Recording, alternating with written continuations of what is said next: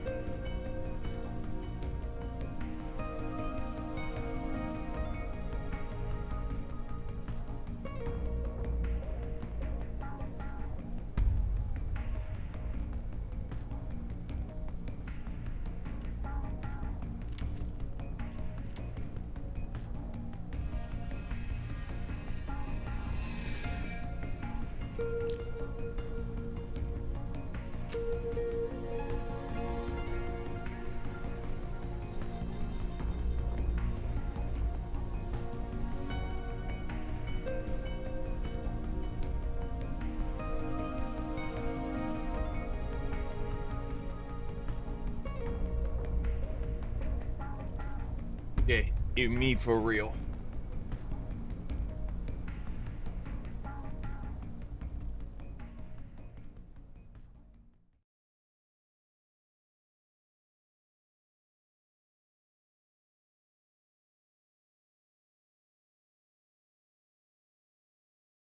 But Ben, too lazy to set up a fly trap, but I should probably do that. Alright, I don't have a lot of time because I'm starting stream much later than coulda, shoulda, woulda, as is typical.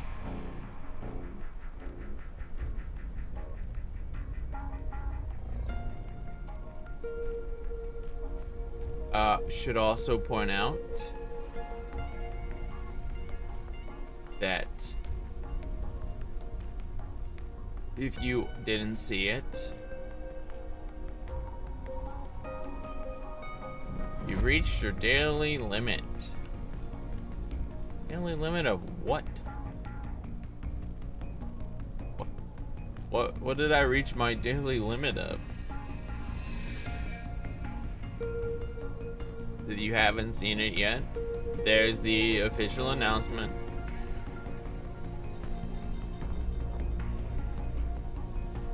Thing's gonna go.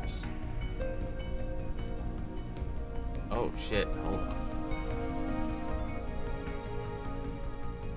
Blue sky pings. Who am I getting pinged? Oh, Pythonicus reposted your post. Nice.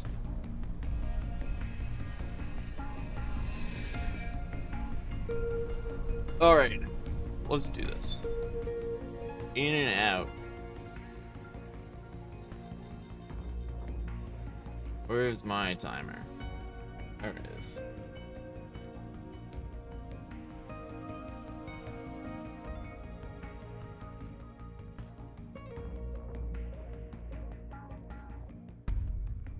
Oh my lord. Alright. Not gonna PB. I'm gonna practice some sense of commentary today.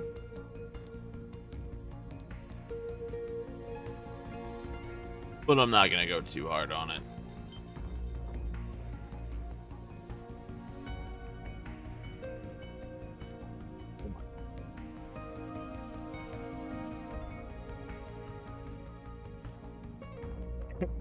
I have a stream up, and I was hearing it 3 times. All right, here we go.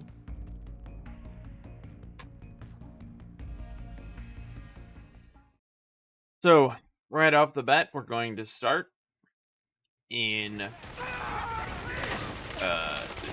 Act 0. Now this is New Game Plus, so normally there's about 2.5 minutes of cutscenes that you'd have to watch before setting up a file. There's reasons for that, relevant to just why MGS4 is MGS4, but for the sake of the speedrun, we are allowed to skip those in a New Game Plus file, which is advantageous to us because the way we time this game using IGT, So the way IGT works, it basically just saves us 2.5 minutes of real time, and we know the IGT is going to be consistent. A reasonable player will be able to get the same 233, 234, 235 start time. So now we're going to start Act 1, and this is going to put us right into the game. You're going to notice I'm skipping a lot of cutscenes. Skipping cutscenes is going to be the main source of entertainment, I guess. I don't want to say that. So skipping cutscenes is going to be something you're going to see a lot of. MGS is already pretty notorious for its cutscenes, I'd say. And now in MGS4, a game famous for its cutscenes, you're going to see me skip a lot of them. Alright, so first strat, we're going to come into this room, fire the AK, hopefully a little cleaner than that, and then get out. And that's going to trigger a caution. And we want to purposely trigger that caution because it's going to make it so that a cutscene that would normally play there is skipped. And this saves just a little bit of time. And now, I know what you're thinking. It's been a week of Metal Gear. Why no Big Boss? There's a couple reasons for no Big Boss. First, this category, you can't even get it. Secondly, I've been not played this game in a serious capacity in coming up on 5 years now. So, I don't think I could Big Boss if I wanted to. And third, I want to go fast. Big Boss in this game is slow and hard. I had an actual third reason and I forgot it. So at this point, you get access to your entire menu. During the old route, I would have menued there. However, I want to give a big shout out to Serge Buckle, who is the current world record holder of a few categories in this game. And he came up with some slightly more optimized menus for a single setting gameplay. So we're actually not going to menu there. We're going to wait for a slightly later scene that is going to do something I'd say most people who speedrun this game are pretty familiar with. The game is going to just decide, hey, this weapon is now in your inventory. Congrats, hope you're happy with it. So we want to wait for that because it's one of the big weapons that the game is going to often shove into our inventory. So we're gonna let the game give it to us, and then it'll just be there. You also see I just did a recovery roll. That's a bit of not off-use tech in this game. You basically just have to push triangle after you get knocked down. But it's cool. I know Bad Humans, a pretty big member of the community, had a whole post about just, did you know in Metal Gear Solid 4 you could do this? So it's one of the small pieces of tech that you might not know about. There's a lot of small tech in this game, just tucked away. So here's our M4. This is the gun we wanted. So I have to do my first menu here. So I'm going to focus on this menu really quick here and put on sleep gas satchel and stun grenades. Those are smoke grenades. And then we're also going to come down here and customize our gun with a grenade launcher. This is going to be our biggest menu.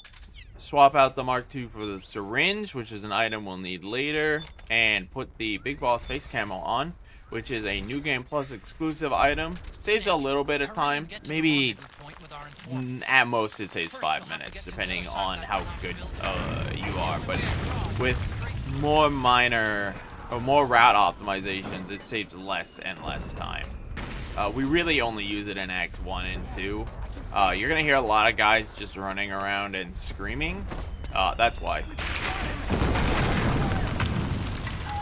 So we got a small skip there where we are able to move during the cutscene, even though you're not supposed to. Did you know? And now we're gonna do a tech you might have seen in the MGS2 run, where we do like a stuttered shuffle. It's just a faster way to move along, like shuffle along walls. Only time you'll ever see it in this run, though. That ruins is probably the most technical movement section in the run. And then after that, it kind of breaks down. You're not going to see much advanced movement anymore. There is actually a skip to go out of bounds and bypass that entire section. We're not gonna do that. If you want to look it up, I believe Magnum 66 or Magnum 44 is his name. Just look up Rubble Skip. You should be able to find it. It's something. I've tried to replicate the skip, but I am no good. I don't think anyone in the community has replicated it, and even if you could, it's more of a multi-segment strat. It's not in the category name, but this is single segment, which means I am playing the entire game in one sitting, start to finish. Obviously, we're taking a short break at some point during the run, which is good for a lot of reasons, because this game is just not meant to be speed ran single segment. I'm gonna be honest with you. It's not a super satisfying single segment run, but it is decent to knock out one run every once in a while as part of like a Metal Gear anthology or whatever you're doing. But I could speak from experience. Grinding this game, prepare yourselves if you have any interest in doing so. You will be committed quite a few heartbreaks and some just upsetting situations. But for now, we are in the best acts, which are acts 1 and 2. Alright. So this has a couple optimizations that I learned. Once again, shout outs to Schmuck. I'm not going to explain this fight in too much detail. I'm going to let Python take care of that while I just focus on doing the things I need to do.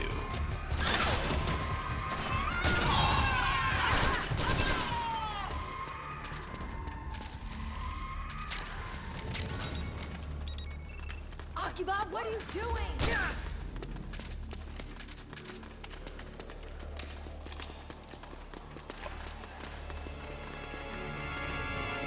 Come down here. Oh, I didn't roll over the balcony, so I didn't get fast spawn. That's okay, though. That's okay. Wait for the trigger. Don't kill them because I'll mess everything up.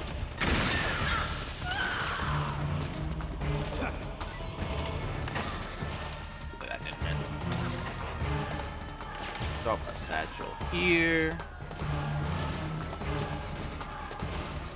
Come out here, get them. And now we wait for Meryl to say contact.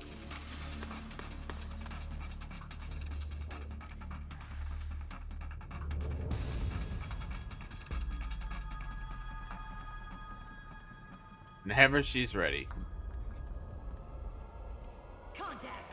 There are ways to speed this up. There is a way to actually speed that up. Alright, we're gonna take them out, take these guys out, and with that, we're gonna move on to the next floor.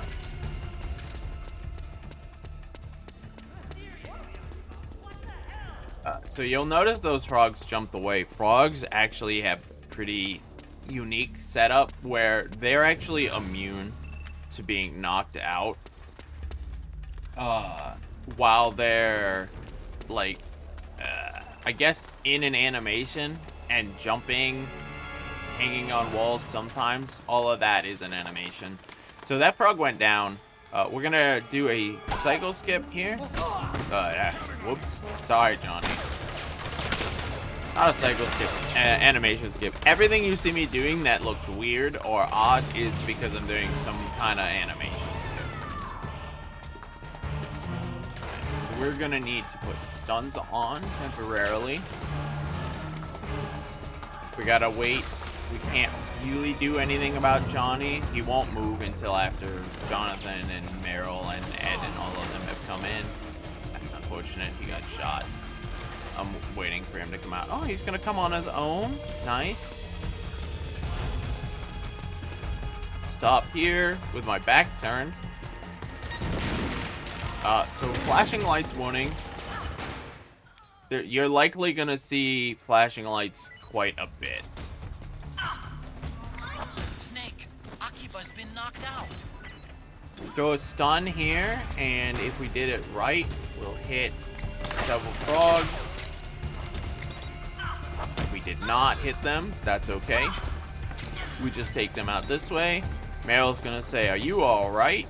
Or "Get up," or something along that. And we're just gonna walk out here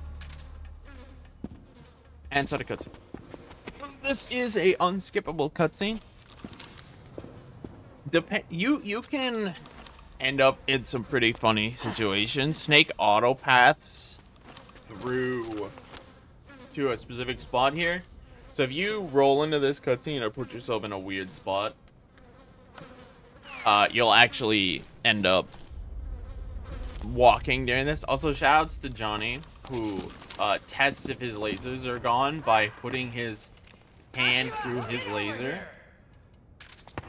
Gonna shoot Ed or Jonathan. Attempt to land on them. Fail. But it's fine. Shooting Ed or Jonathan is really the important part. Thank you for the GG. Wait for some stuns go off. Activate our last sleep gas satchel. And then take out a couple frogs. And if we did that sleep gas satchel right, you'll notice I put 4 down. That 4th one just went off, and it took 2 frogs out that were trying to get to us from above. So we took a 6 frog encounter down to a 4 frog encounter. And then we did an animation interrupt. And with that, we're done frogs. Ooh. If we could non-lethal them fast, we would, but lethal is a lot faster in a lot of cases. There's some arguments for doing things non-lethal. You saw us put some sleep gas down, and those took out non-lethal, but as I said earlier, this game, non-lethal, is quite challenging, especially single segment. Big shout outs to some of the runners for that. Joe, Sparty, Jag, especially Joe, who's really pushed his single segment time down after his GDQ run. Big credits to him. He has almost beaten my single segment TBE non-big boss run, which is impressive in its own run. Alright. And now we're gonna get to the meat of this run, which is running to where we need to go. Thanks for the GGs, Jay. You're also gonna see me often run with a one-handed weapon. That is because Snake does move notably faster when he has a one-handed weapon out. If I run around with a two-handed weapon, like the M4C, then you're gonna see Snake slow down quite noticeably. Alright. Coming up on the last set of rooms, and we'll be done with Act 1. Try to get these guys aggroed so they look at me, or I can sneak by them. Either or. This is HQ. Take him out, hopefully.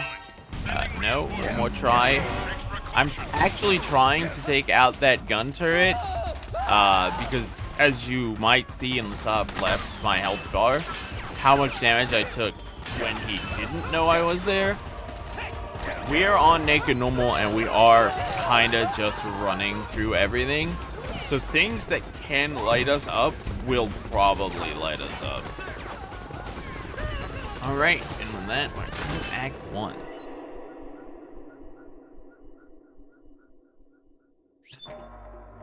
Couple of cutscenes to skip.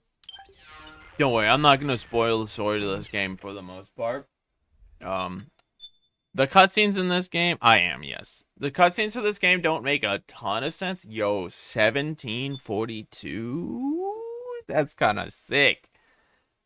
The cutscenes of this game don't make a lot of sense, especially if you've not watched a ton of, or played a ton of Metal Gear.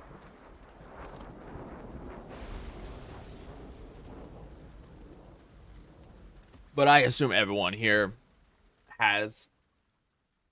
I would love to show you all the cutscenes, but that would unfortunately extend the marathon by something like 8 hours.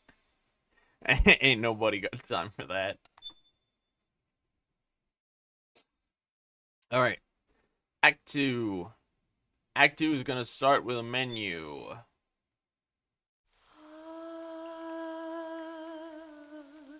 As we do in all the setups, is we start with the menu.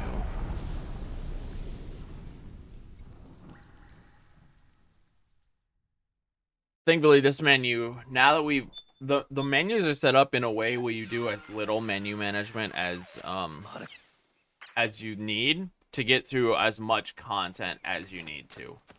So we are going to replace our sleep gas satchel with the railgun and our stun grenade with the M82, and we're gonna put the big boss camo back on because it's good and it works quite well. And then we're gonna run through the camp. If you were doing big boss, this is one of, at least in my opinion,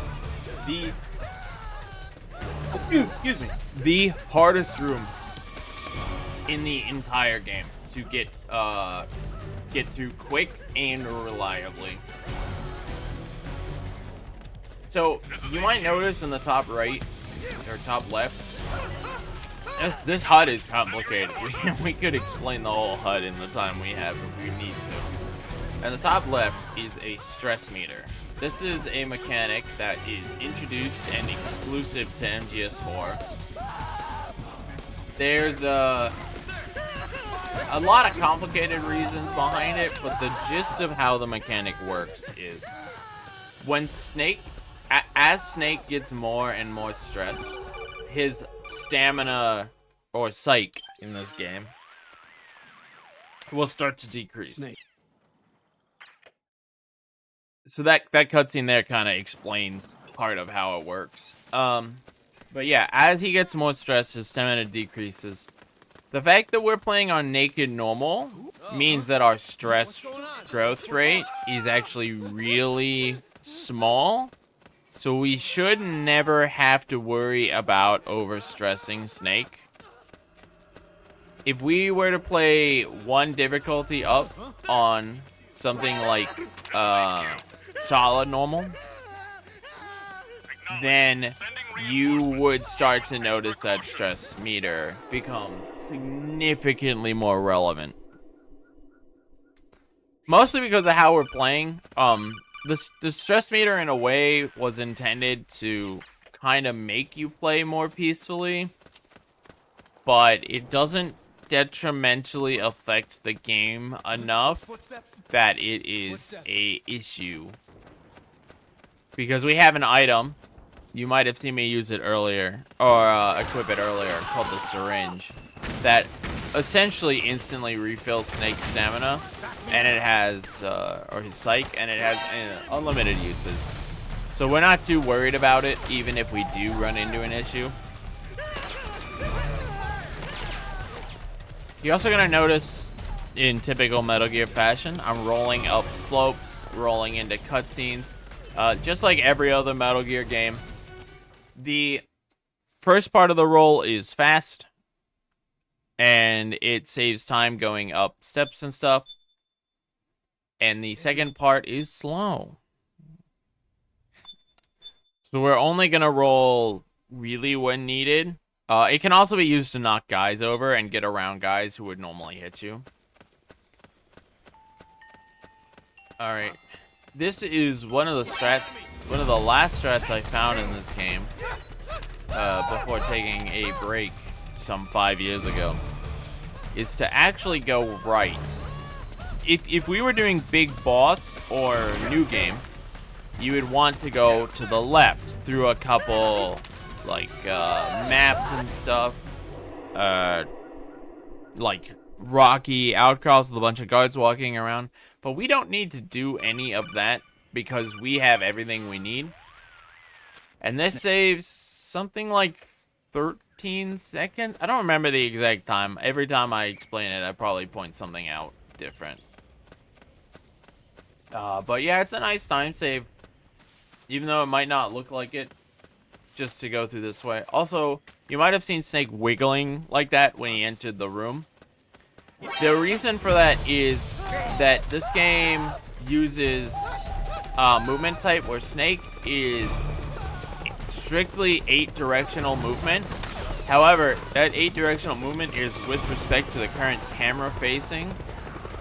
So I can move Snake to go in any fixed direction, and he will move that direction relative to my camera.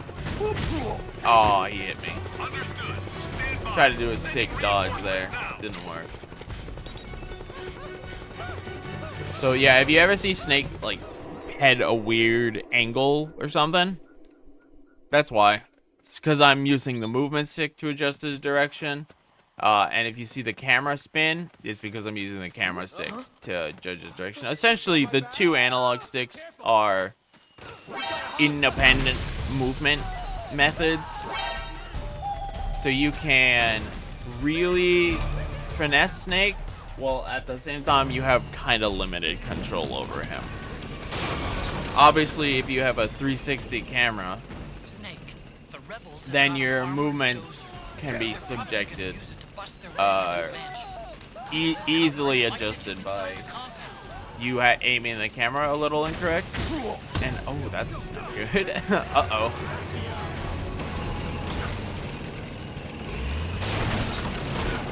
Unfortunate.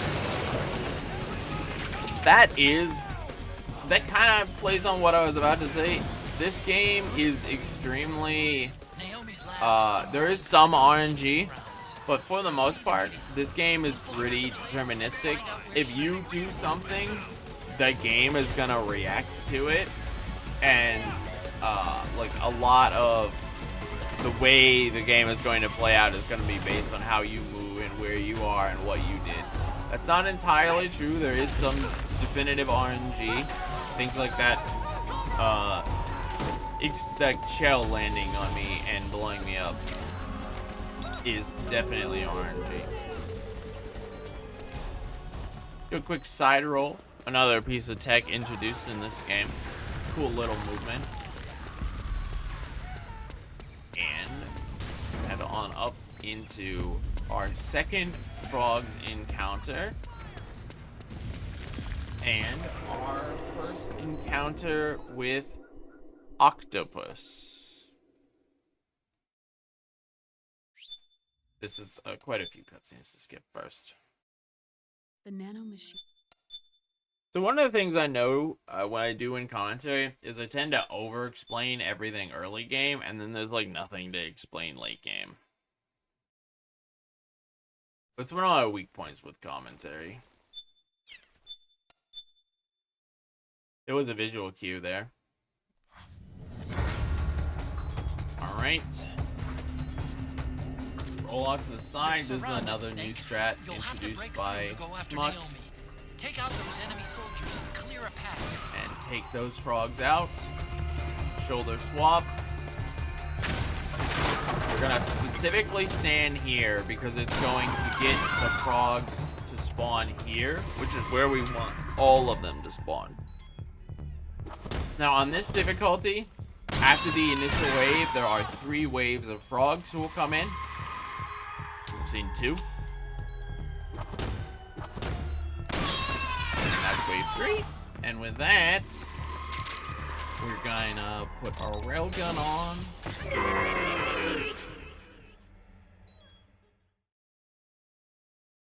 And roll through the window because it's going to the octopus fight trigger is located there. If you ever just like wandered around and not sure where to go, that's where you go, is through the window. You can also go through the door, but now we're going to railgun her. Unfortunate, she staggered me, which made that a bit awkward.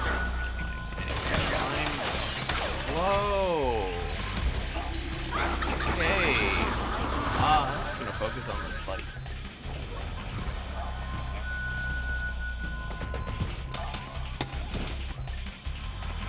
He is.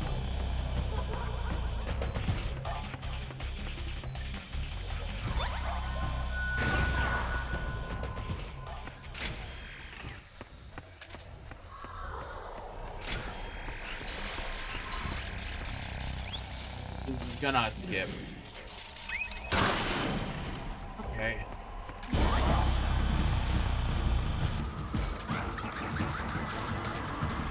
We're gonna run back and trigger these explosives. Now we have to find Octopus, who is probably... she's on the other picture.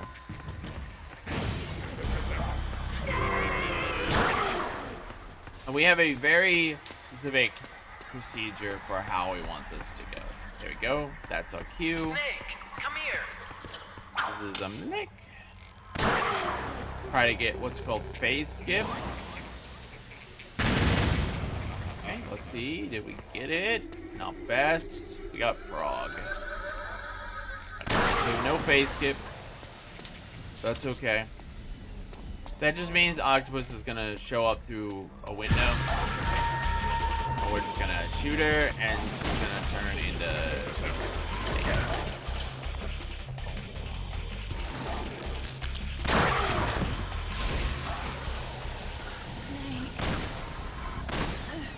Naomi. Now we're gonna go for one final railgun, and this will finish her off. There we go.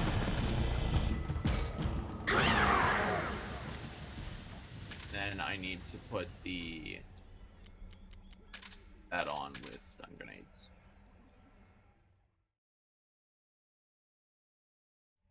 No, because usually she doesn't hide. I would like to railgun. Oh, I see. I'm not gonna read that one out. She's shed her suit. No, she normally shouldn't hide. And during Octopus the Beauty, we're going to put the reason we put the stun grenades on is so we could make a simple bam, she's done. On this difficulty, the beauties take 1 stun grenade to knock out. If we were on solid normal or big boss hard, they take 2, and if you're on TBE or the boss hard or the boss extreme, then watch out, it would take 3. You might run into a few holdups along the way. But yeah, normally we don't talk about her hiding spots. There's no real reason to.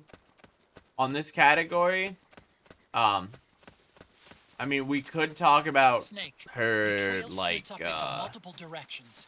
Look closely at the footprints. Spots for the, initial... Looks like they split up here. No. Fudge, what are you doing? We could talk about her spots for the skip.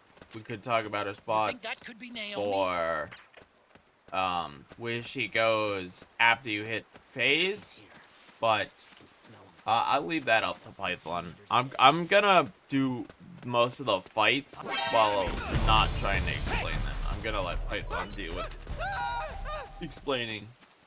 I can talk like once the fight gets rolling, but I need to make sure the initial That's weird. They only shoot launching monsters point of vanish, the fight but goes just well. hers. You know what I mean? I want the fight to start well, because once it starts well, then I don't really have an issue. Maintaining a fight that started well is not too bad. Anyway, during this segment, there's quite a lot of clues. You're supposed to use the solid eye, They must have gone separate ways here. track some footprints. The guards know they're being followed, so they set some traps up. But in reality, the path is fixed. It's the same every time we see it.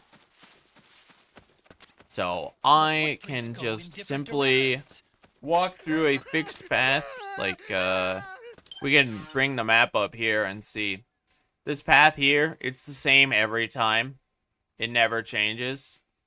This map doesn't give all the details, but trust me, it's the same route every time. I'm noticing more footprints now. Security's getting One of the tighter. things I really like about this game is the UI. The way you can interact with maps and weapons and guards and all of that stuff makes this game feel quite satisfying to play around in. It's not Snake. I mean, I was about to say it's not sandboxy, but it's kinda sandboxy. It's You've got to make it to the market somehow. what I want out of Metal Gear is Snake, a game fire the that machine gun, takes stand next to it and press the action button. this game Then use the left and stick to Peace aim, Walker and press the attack and button. mashes them Watch together. your aim, Snake. It has some of the systems of this game, some of the systems of Peace Walker.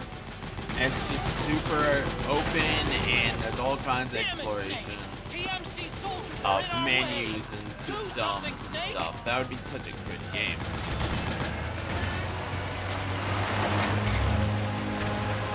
Also, we did a small skip there. The reason we were aiming at the shadow is there's a visual cue we can aim at, and that hits one of those powered suits. Without having to wait for the power suit to down. That takes a little bit of time. Now, this is one of the most notorious things I would say for people trying to big boss this game. These geckos are essentially random. And there are also what we call zombies walking around. You might be seeing them. Like that zombie that just crawled up in front of the gun turret. That's, if I was going for big boss rank, that's big boss today. There's nothing I can do about that. Don't let them get too close. They could crawl up behind me, they can hit me off the turret. Other than the fact that a zombie crawled in front and would have ended a big boss rank, this run was not a bad run. Now, obviously, on the boss extreme, there are more geckos. You take a lot more damage. You're much more likely to be hit. And a gecko can just snipe you. The turret only provides something like 85% cover. And if it snipes you, it's probably hitting you in the head. And if it hits you in the head, good luck not immediately using her end. The gate! Snake! Shoot the gate! So, we have to destroy this gate. However, we know from testing and looking at this in Cheat Engine that the gate actually is indestructible on its first pass over. However, it could still take damage. So, what we want to do is shoot the gate with a railgun so that it starts taking damage, and then finish it off with the turret. On every difficulty higher than this, it's not really worth doing anything other than turret. The gate has extreme HP. We call it gate boss. And now the rest of this room is pretty relaxed. Not too much else to say here. This is kind of a small, short, I guess, auto-scroller.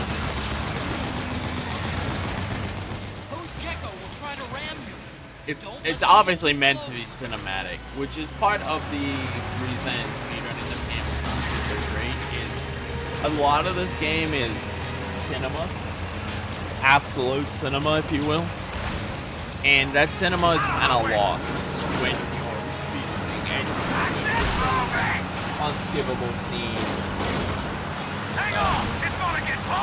tens of, maybe even hundreds of times. Anyone here who's a speedrunner is probably familiar with that. Up front! Here they come! Or just kind of loses the charm. It doesn't really have or maintain the casual experience. Almost there. So this game really doesn't have much tech or anything going for it. It does have tech. There are things it will do, but mostly it would be better to say this game is full of optimization. Don't fall off! And some people might like that. Some people might not. I think personally optimizations are better in a small sense, especially if you're more into like ILs or 10-minute runs. But this is a 2-hour run, and we're talking optimizations. That is 2 hours straight of you need to be optimal. And that can be a bit disheartening and demoralizing when you mess up or the game gives you unfortunate RNG. You'll notice I got kicked by the gecko there. Because I was in a cutscene state, I was completely immune to damage. 37? That's not bad. I mentioned earlier this game is IGT timed, so we can use our IGT to dictate where we are, or like give us a pace if we're not running RTA. And to be frank, RTA is kind of not reliable because loads are RTA, and any speedrunner, especially PC, will know loads are awful, and this game is no exception. Okay, Act 3, probably the most notorious act, everyone's favorite act. We have, well, basically, we have to escort a resistance member through a very long and very slow section. This whole act is something like 8 minutes. Probably more than that, but the resistance member, it's like 8 minutes. So our first piece of tech is gonna start right away at the beginning. We're gonna do a small menu here. We don't have to do this menu yet, but for safety, since I'm on this difficulty, we're gonna put octopus on, and then we're gonna put this and crying ammo on, and we're gonna start. All right, so skip number 1 is right away. Let's see if we get it. This is a decent time save if we get it, and a decent time loss if we don't. I'm gonna focus on this.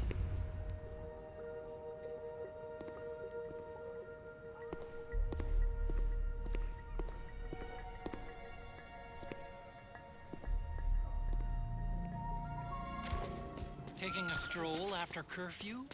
Something's Now up, we Snake. see we're Tail at him. the whims of RNG. Put the syringe on. Make sure it's set up. Okay, we got the first skip. We know we got it because he went right. If he had chosen to, he could have gone straight. And if he goes straight, you lose a lot of time. But now we wait.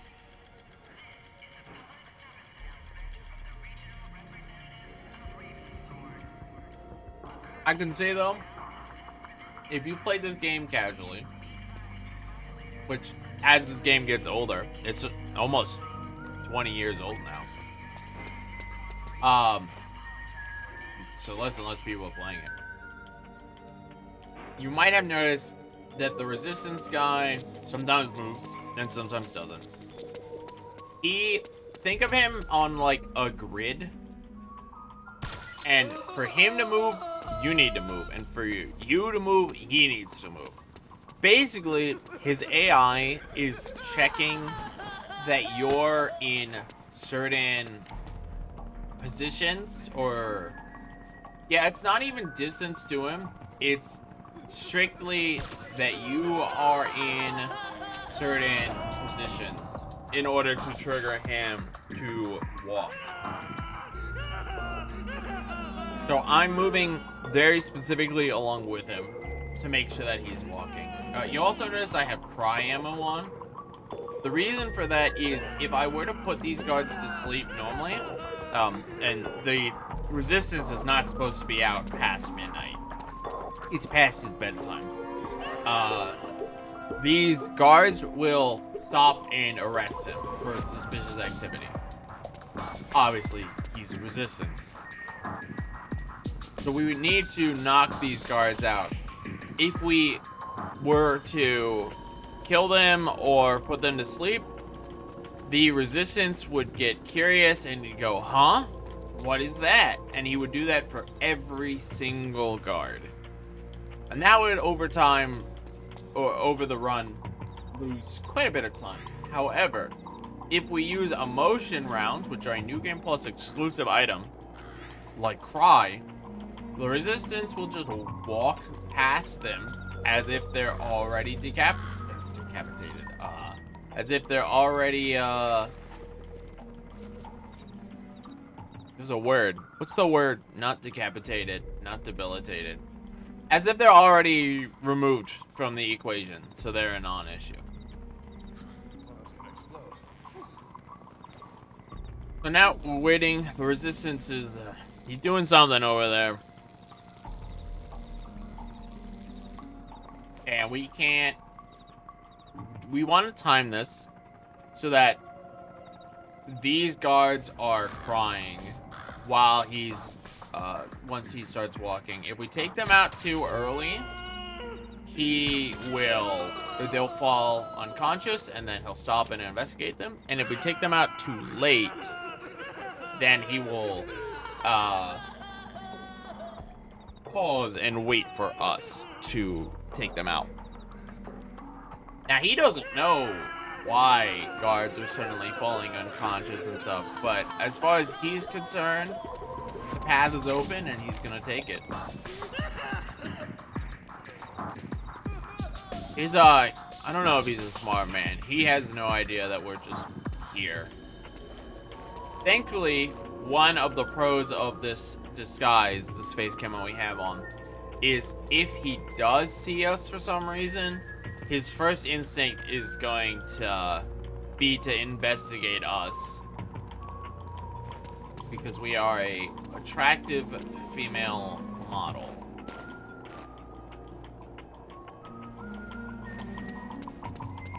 This works for any of the beauty face camos. There are 4. Also, we're ourselves being followed, as you might see here. But, you know, don't worry about it. It's fine. That caution is one of the guards that we took out with Cry waking up. It is okay. On higher difficulties, there will be a guard in that doorway. And if he's not taken out in time, this resistance member will actually change his route and he'll go up that way into a different section of the city. Thankfully, we don't have to deal with that, but that is very bad. going into that section of the city loses a ton of time. Now we're just waiting for the resistance to decide he's in the clear, which he is, but he doesn't know that.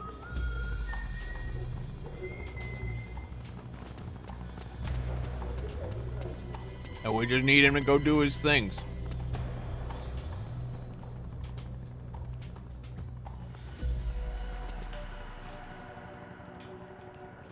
And we're just gonna hide by this truck, and he's never gonna see us.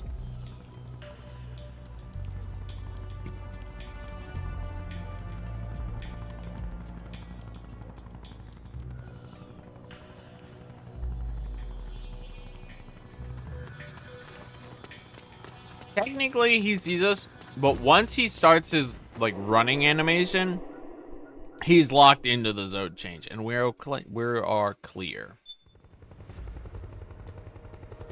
Now, room 2, something to talk about. When I'm running, I have my gun out. I need to walk like this because it keeps my gun in my pocket. If I change to a bigger gun like this, I'm not hiding my gun anymore. And that's important because not on this difficulty, but on higher difficulties, there are, I think, 2 additional guards, and their vision is increased to the point where they will come up and investigate me. And if I have my gun out, then I will get seen and immediately an alert, and that's very, very bad because getting an alert essentially means the guards are aware of my face camo, and this face camo will no longer work in the zone. Not too bad if you have multiple, but on a casual first or a new game playthrough, you would only have the one face camo, so you have one chance. All right, take out 2 more guards. Let the resistance do his thing.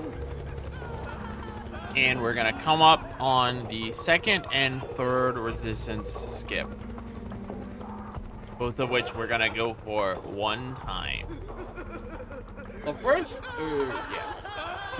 one in this next, the 2nd of the 3 skips. That's a good way to phrase it.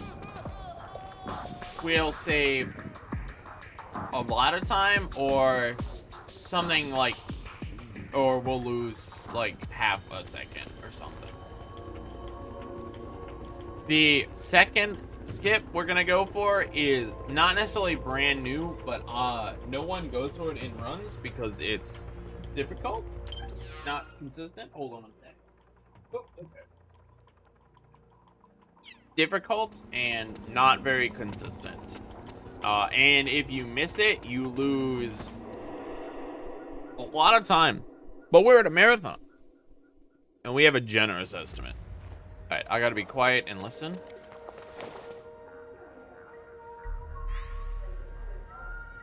Okay, now we see if we got it. We can look on the Soliton to see. We got it. Trooper. Do you hear whistling? So, if the Soliton had shown a figure going down this alleyway, then we know we would have missed it. But thankfully, he went in and then ducked out. He like ran along these cars like that. And that is how we know we got it. And that's great. Yo, thanks, Red. I hope to see you there.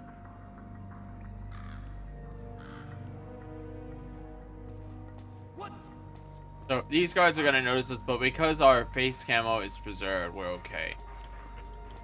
Also, normal is the first difficulty that guards appear. If you played on easy, then you might have noticed there were no guards in this room at all, other than the resistance. I don't even know if the patrol that's later shows up. Actually, these guys might be here. But yeah, a lot of the guards on easy are essentially just removed from the game.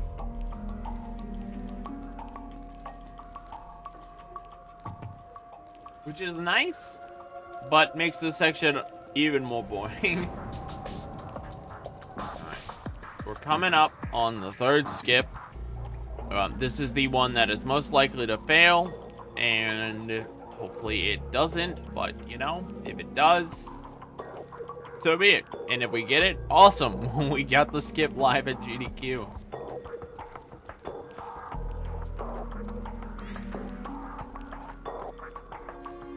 Also, fun fact, our knife is not suspicious.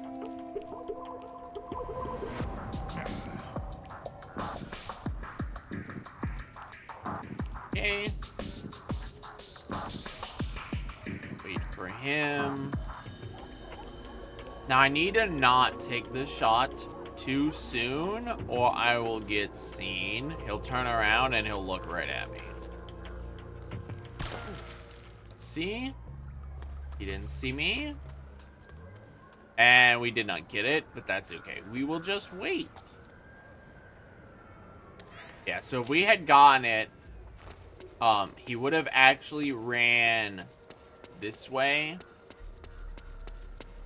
into here and then doubled back this way, and that would have placed him at one of his triggers.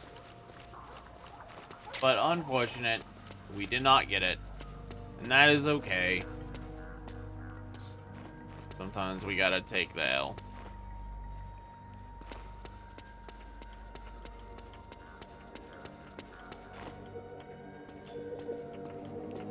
For the sake of the marathon, we went for it.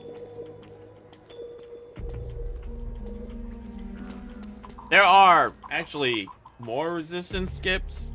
I know of one more you could shoot at that corner and he might move up and save time. But that one only saves like 3 seconds and it loses like 18. Don't know. We do not know JN.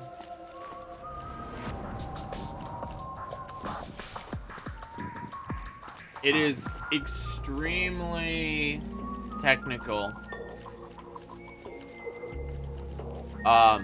Without being able to task this game, it would be, it's quite challenging to look at position and shot lineup and all kinds of stuff like that. It's either so precise that it feels like RNG or it is actual RNG. Okay, so you might have heard from Otacon that patrols are starting. They will stop for me, but they will not stop for the resistance. On this difficulty, that is not a problem. However, on higher difficulties, they can very much be a problem. Because the truck will just plow into him. And if it hits him, he will instantly die, and then we will have to find a new resistance member. I can also do things like shoot that barrel, but that would be quite slow, and we would have to do a majority of the room over. He has checkpoints where he will respawn at, but we don't want to go for that. I know some of the big boss runners for this game are quite familiar with the idea of the cycles getting messed up because someone gets seen or something happens and then the resistance guy gets hit by a truck. On harder difficulties, that truck that's passing through the room, he starts rolling immediately.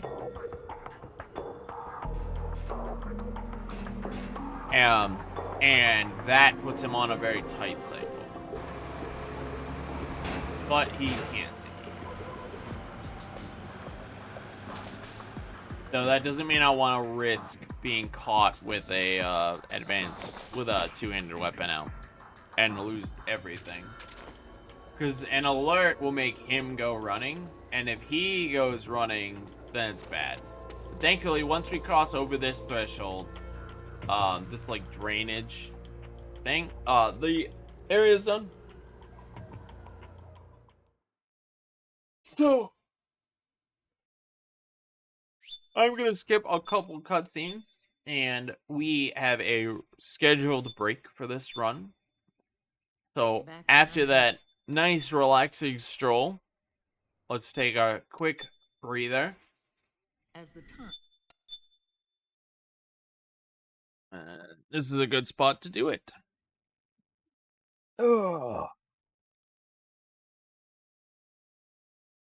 All right. 1 hour and 1 minute. We're on 5 minutes of break.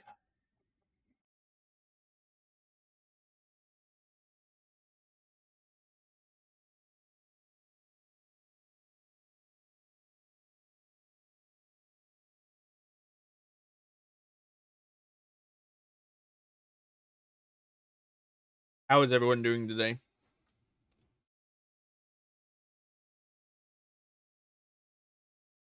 Feel free to ask questions. I don't know if I'll be able to answer them at GDQ, but I can answer them here. Terrible. Well, that's unfortunate.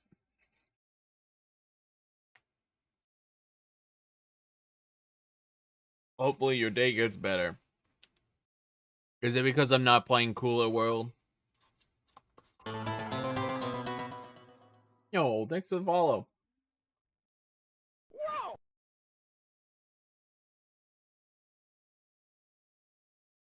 Yeah, I figured. I figured it was because I wasn't playing Cooler World.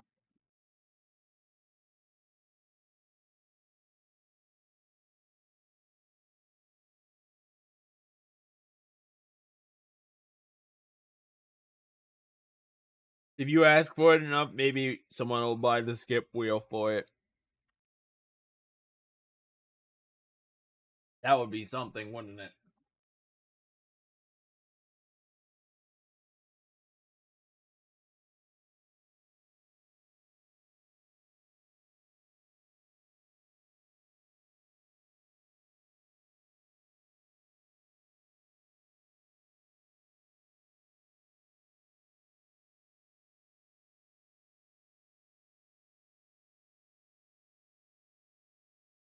In the meantime, if you guys want, you could go and check out two other runners who are also in the marathon.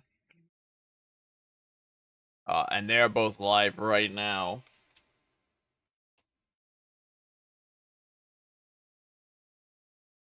Doing practice for their run.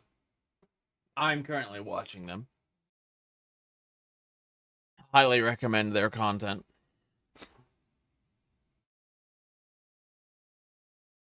Python doesn't stream that often.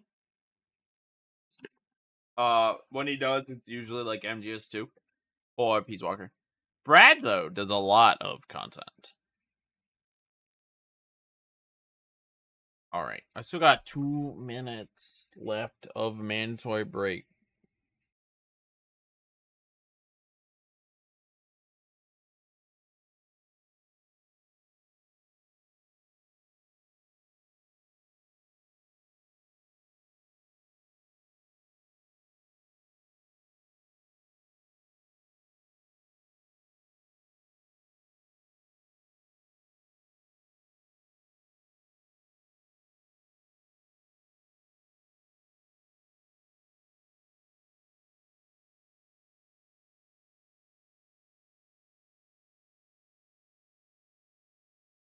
I will be right back.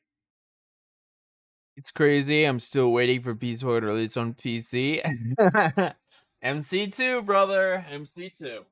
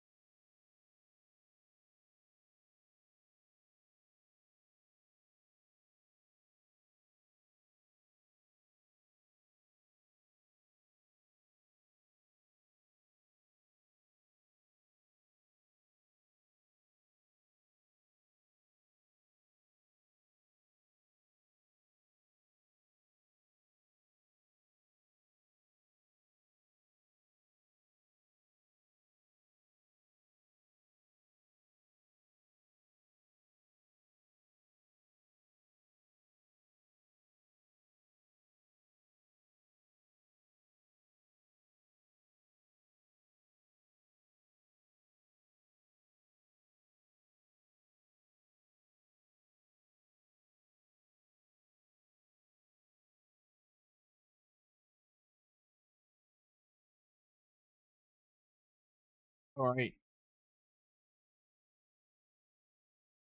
We'll get GTA 6 before that? Probably, yeah. All right, we're getting back into it.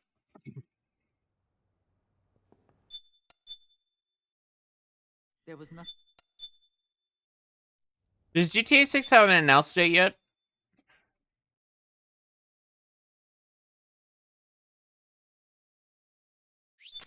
All right, and we're back from that break, and guess what? We're back to an auto scroller. However, this one at least has a lot of action. We're gonna do our first menu here right away. Let me make sure I get this menu on.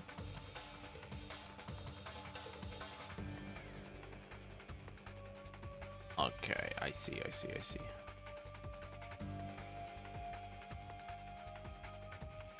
Ah, okay.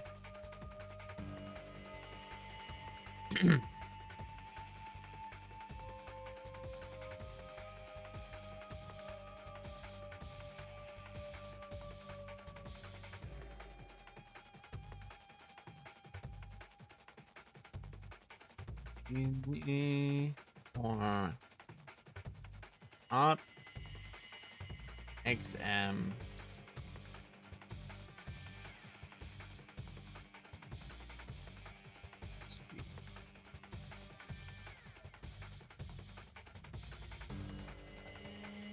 Okay.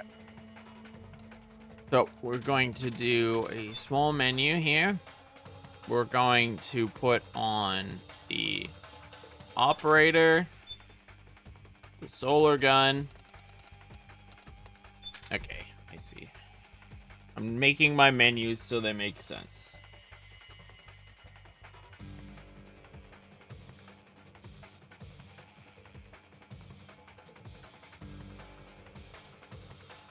SG, and then we're gonna go all the way down here to firearms, and you'll notice that a lot of them can't be equipped just because of bike chase shenanigans.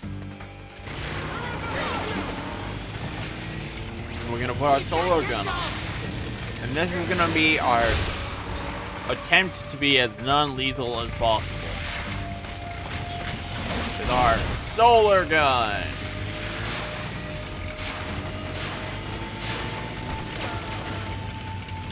When is GTA 6 scheduled to come out? So I'm gonna leave auto aim on so I can take people out. And we can watch the cinematic cutscene going on all around us. Nothing we do can speed this up. The only thing that we can do is make it so that we take less damage. But on this difficulty, that doesn't matter.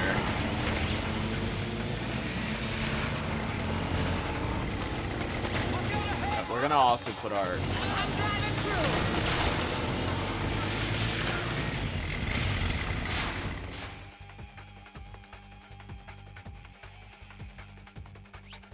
That is crazy. 26th of May. Yes. We will 100% get that before we get MC2. MC2 doesn't have a release date yet. They would have to not stealth drop a release date, but like, you know, getting a release for MC2 before then would be crazy. On a higher difficulty, we would actually have to take out those frogs that land on the truck and attempt to do something. Actually, this is what I can do. This isn't a kill. And that makes it so we get shot less.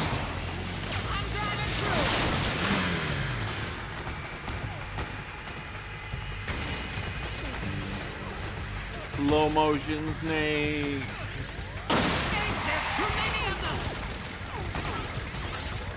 I can't aim at anyone. There we go. The solar gun is great.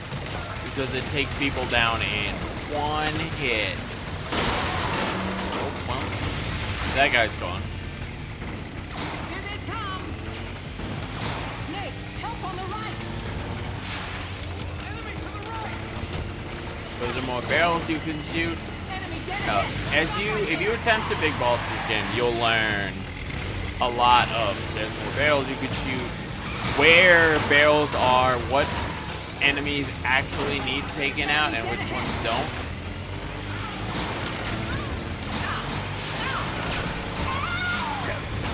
Some are not issues, some are. There's more barrels. Those ones you definitely want to hit. I know a big boss runner, Joe, you saw him earlier.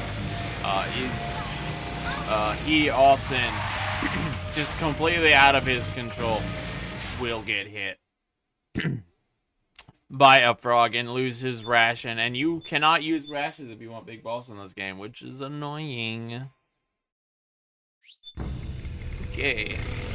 So, coming in that cutscene, we get full health, full psych, and our ammo is refilled, which in this case means our solar gun ammo is refilled. We're focusing on you now.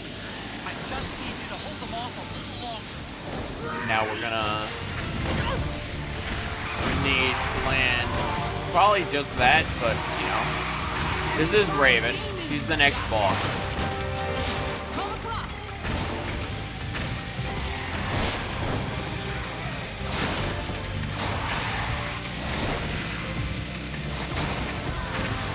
The reason that we hit her like we did is because she carries any of this damage she takes during bug chase into the next scene.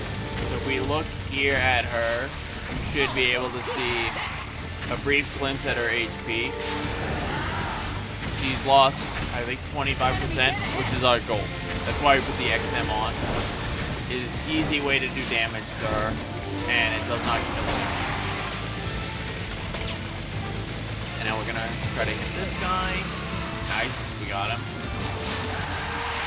That guy, anyone on a truck will absolutely trump.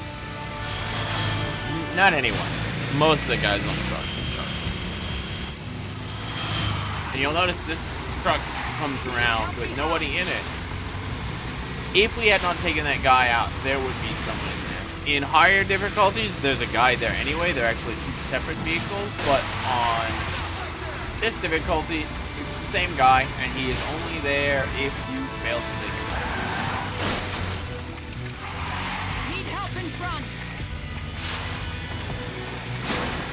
The Eva talks a lot, but we don't actually need to do much of anything. We can try to take those out.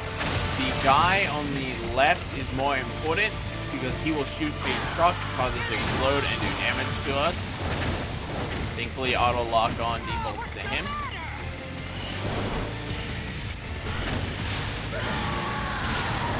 Need help in front. Right, and now into the frog sequence of the final. Nice little slow motion scene, kind of cool. Snake, are you okay? Let them go. Oh, my bad. Take these frogs out. Hit myself with a barrel. Wait for this lineup. Take these out.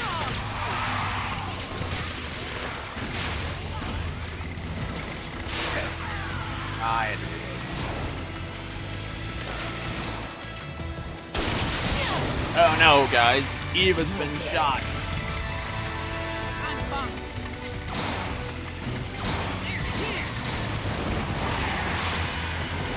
Down here. Take them out.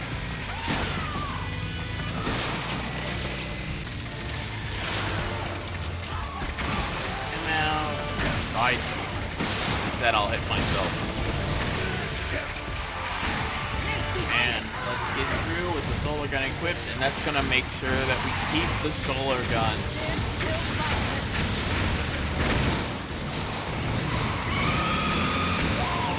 Okay.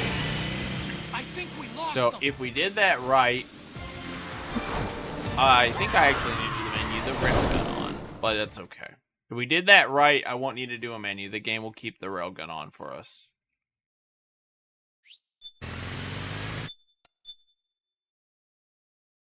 It shouldn't actually need to do any menu at all because we already have what we needed.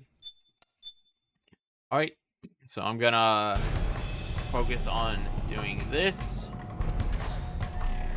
Yes.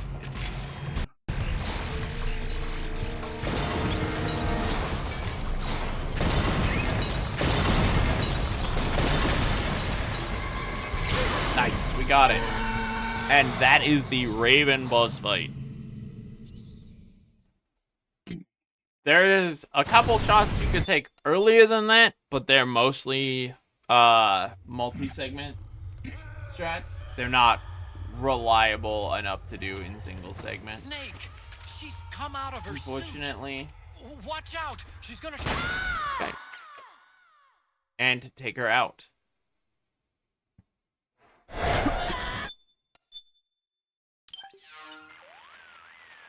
Wait.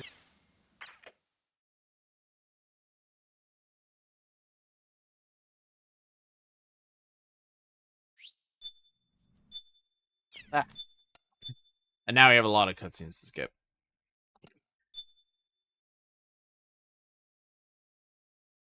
This is where the game throws a ton of exposition on you.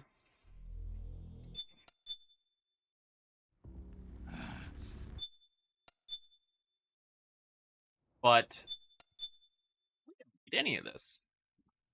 This is also where the game's title is finally announced. Liquid at some point says during that, "The guns of the Patriots." You know, in my excellent Liquid.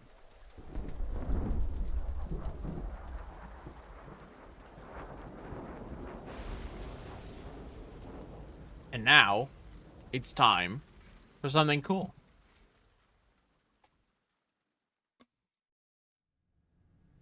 If you have never seen this, I will not spoil what's about to happen. The capture card might, though.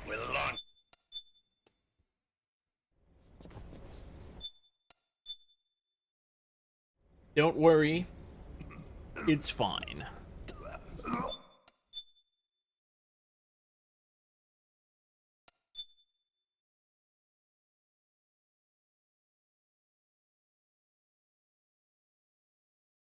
I promise. See, something you guys don't know about me is that I actually am here to speedrun MGS1. I would hazard that I might be a better MGS1 speedrunner than other MGS1 runners. You could see from my exceptional gameplay and my chaff stun throw canceling. But I don't want to brag. I would rather be modest and reflect on the superiors who come before me.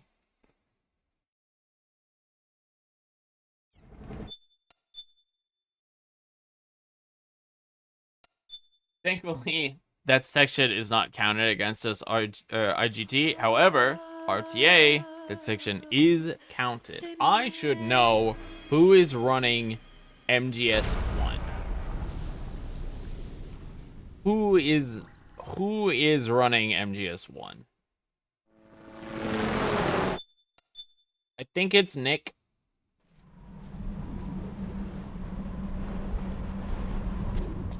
The heliport is to the west of there. Head west and find that heliport.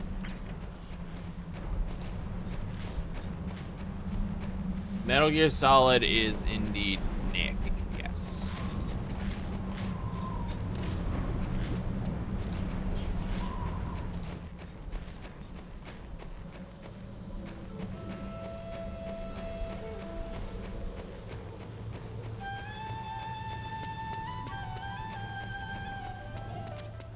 It looks like the front hangar door is open.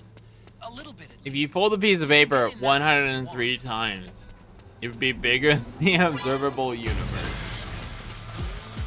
If you fold a piece of paper 102 times, you might be the strongest man ever invented.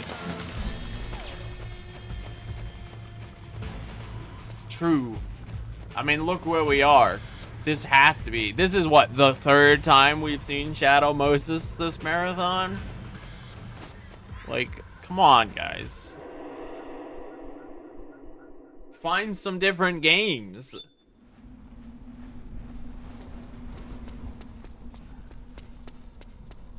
And it's still not enough. Are you saying the best is yet to come?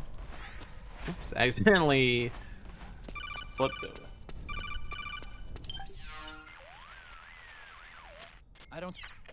I don't really have much commentary to say during this act. Buttons. Why did I do that?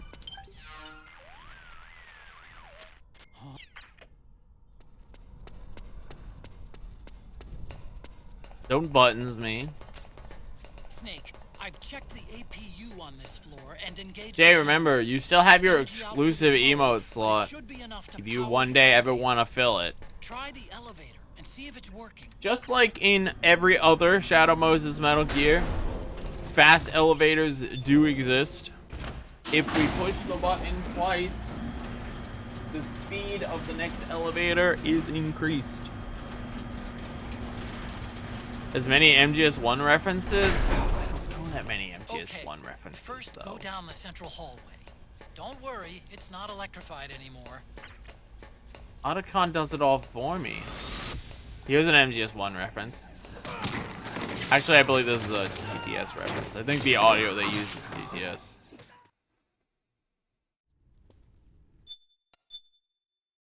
I mean, you can also make an emote.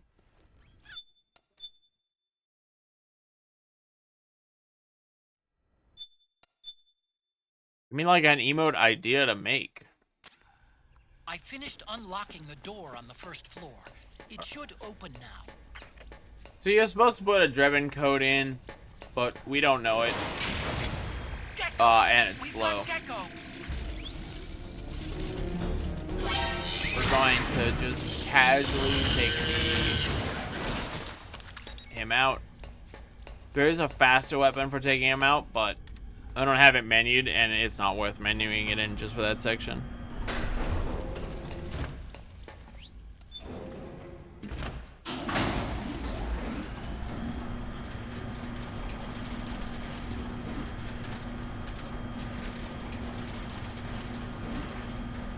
Don't ask me why or how geckos are here. Okay, Snake.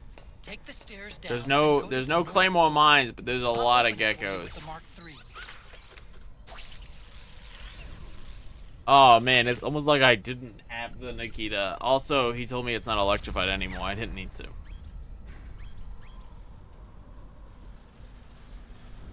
So this section is meant to be protect Otacon, but joke's on you. Otacon actually can't take damage. And also, we have really powerful guns that we don't need to worry about that. More Gecko. We're not gonna wait 3 minutes. We're gonna wait about 10 seconds, and we're gonna one-shot it.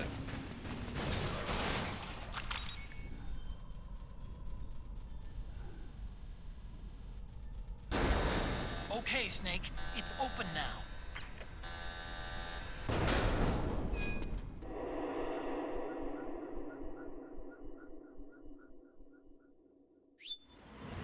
And now we're coming up on our next beauty fight. You might have an idea who this could be. And we're gonna do another menu here.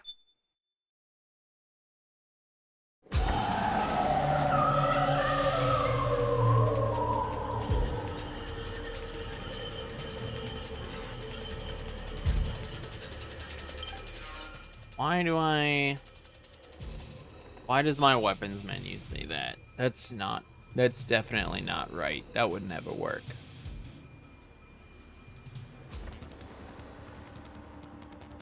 We're going to put our chaff grenade on. Right? Yes, we're gonna put our chaff and our blue smoke on. I don't need to do that. We can keep that on.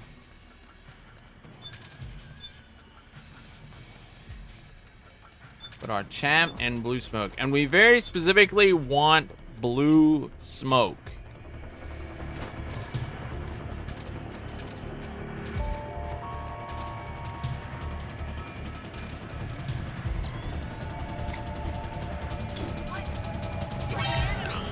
We can try to maintain some manner of stealth, but it doesn't matter.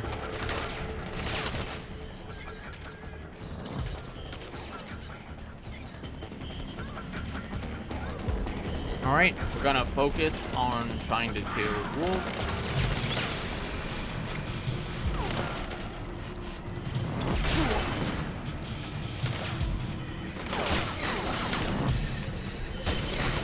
This is a new stat that was found a week ago. There was a MGL, a grenade launcher strat, and we removed it and we turned it into that. So that is the newest, literally brand new strat. And then we're gonna, boom, bop her, take her out.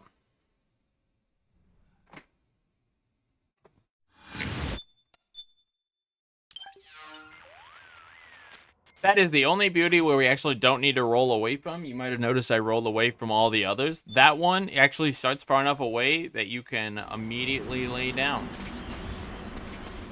Put our chaps on and attempt to get a skip. We didn't get it. We found out that there is a very small window of time where you can pause and actually skip that codec. Which is a shame, because that's a really cool codec. But we can't listen to it anyway, so you might as well attempt to skip it. And this is going to be our first use of the magical, legendary chaff grenades. You might know chaff grenades because they create magic metallic particles that fly through the air. I've got something to tell you about Naomi. And they make it so that What about her? electronics are disabled, kinda, but not elevators, Is that all you care just about? other electronics. Frank Yeager. It's a well-explained The man concept. who you destroyed was my brother and my only family.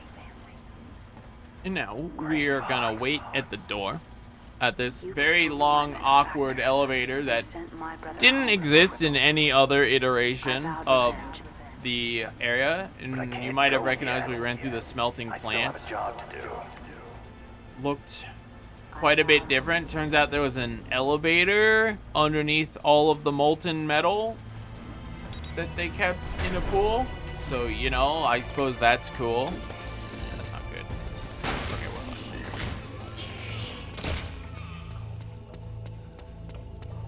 Throw a shaft to make it so we could sneak by that gecko.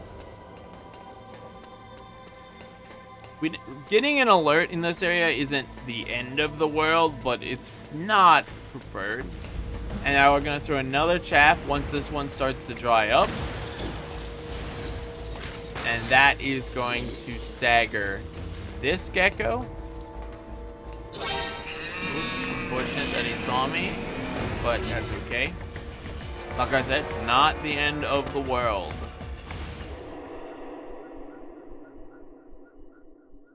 As long as that gecko doesn't decide to kick me, things are okay. Throw another chaff, because this is the only room in the game Finally. It's just up that ahead. The hangar's just a falls little bit prey further. to Stay en route. a common trope of Metal Gear. You cannot continue. Rex is Oh, I on the lost my floor above solar you. gun. Use the Okay, lift. I see. I do have to do another menu if I do that. Okay. Got it. Learned. This is the only room that falls prey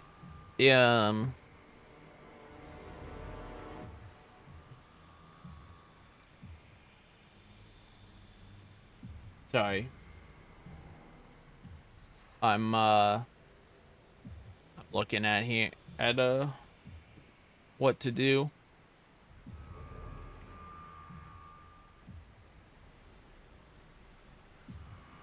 Making an adjustment.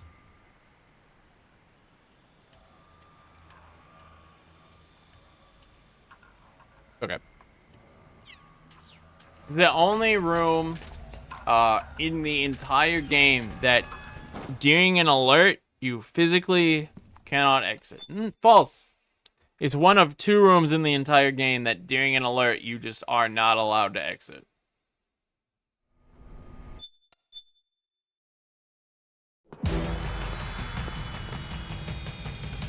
So, this is Vamp.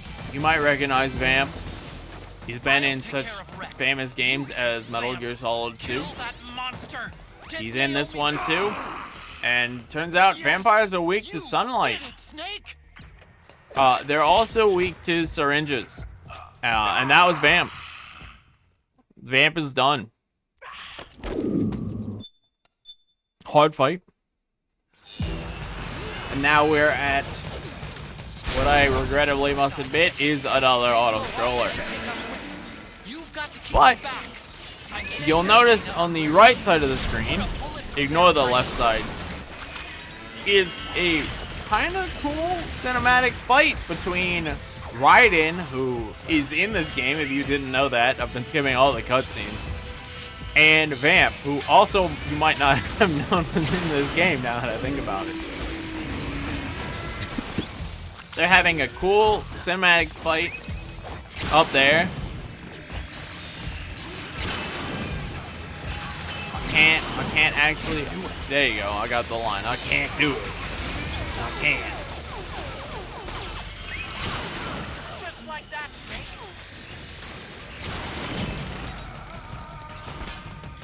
No, I can't. I can't shoot. There you go. There's a cool little reference for you might not have known about. Also, speaking of things you might not have known about, you are now aware that the right side of the screen is a black bar. They did not even make the resolution for this room consistent. I don't know what they did with the resolution.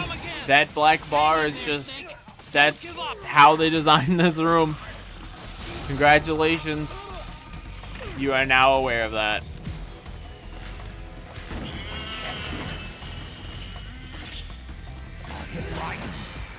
Above!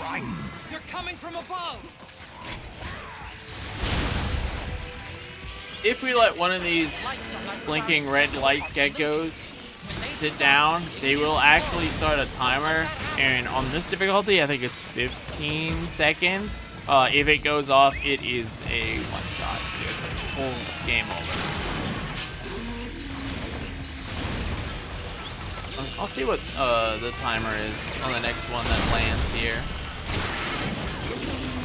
Also, we're gonna try not to put the geckos on screen when they explode. Not for lag reduction or anything, just because they look bad when they explode. Though, if it lagged the game, it most likely would actually save IGT, though I don't know. 25 seconds. That's pretty generous. On the boss extreme, I think they have 10 seconds before they explode. Nice, Snake. So you gotta be on top of it. So you really don't. It's pretty lenient.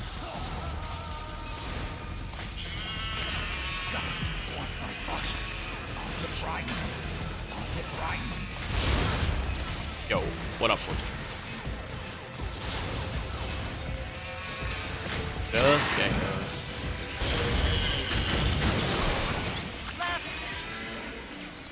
Left. Watch out, Snake.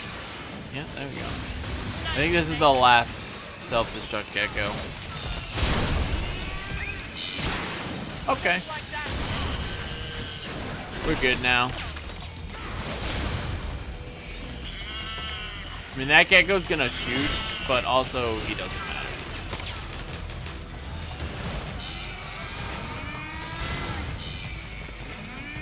Sunlight! Sunlight! Sunlight! Sunlight!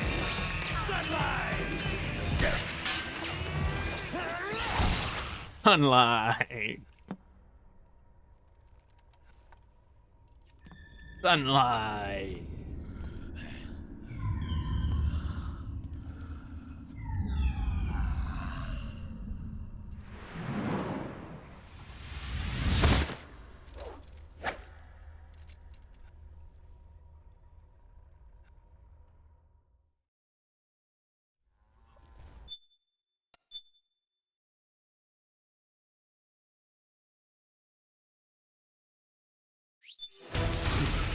All right. Snake, we have to Now, this is the loudest part of the game. stop those gecko If you guys can still hear me, this is gonna go on for quite a bit, about 2 minutes of this. It's worth it, but we gotta get there.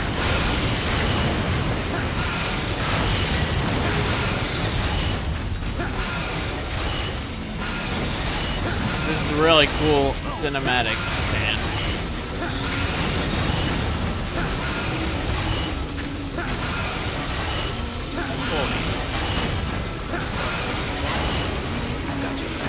So there is actual tech there. If you mash too soon, if you push the dash button too soon, you'll actually dash. The camera goes from that cutscene state you saw it in to straight to gameplay. So it does like a spin. And that spin will actually catch your dash input and your dash relative to where the camera is facing in that spin cutscene. You try to avoid getting the dash out too early, otherwise you'll dash backwards, or more likely you'll dash into a wall.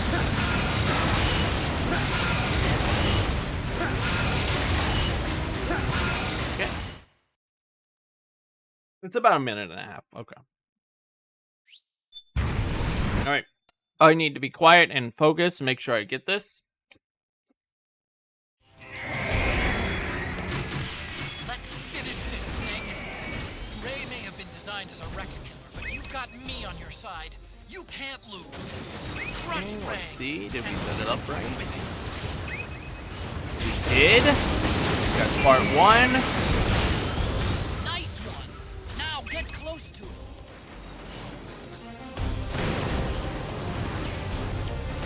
And Job, done. Snake. Keep it coming. All right.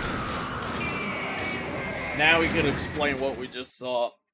So the reason that works is because Ray, when jumping, his iframes aren't correctly configured. So it's possible to hit, he'll take every single hit of laser damage as if he didn't have any iframes, which allows you to essentially two-shot Ray. There are faster strats, but they are not RTA viable. They're more like multi-segment strats. I think there's one way to do it that is, but that's the way most single-segment runners choose to do it.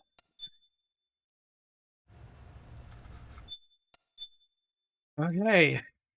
And now we're coming up on Act 5. The penultimate act.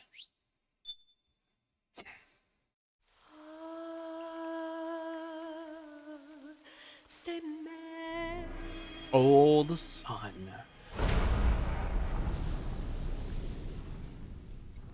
Let me get this menu done.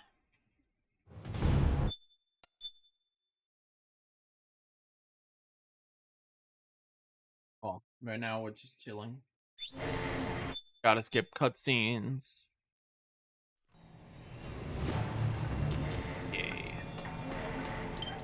menu. Don't have that for some reason. Oh, I know why. Okay. Oh. Okay. Oh, no, I do have that. All right. Take those off. Put my operator, my Mark II, and my Mantis Stole on. And Chaff. I lost Chaff. Okay.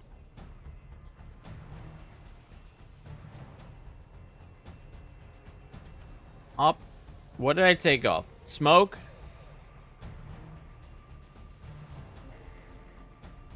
Oh, I see. I already have the operator on the way I'm doing this.